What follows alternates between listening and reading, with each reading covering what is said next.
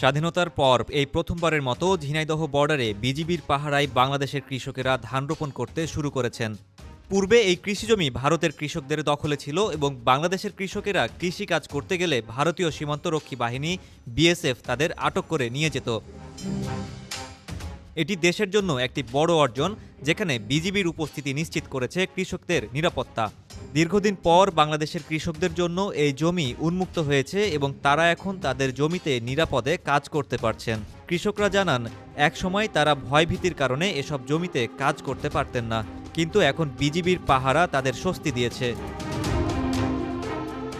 BGB সূত্র জানায়, Jhenaidah border এলাকাটি বেশ কিছুদিন ধরে উত্তেজনার মধ্যে ছিল, যেখানে ভারতীয় বিএসএফ প্রায় বাংলাদেশের কৃষকদের হয়রানি করত। বিজিবি এখন সেখানে নিরাপত্তা নিশ্চিত করে কৃষকদের কাজ করার সুবিধা প্রদান করছে।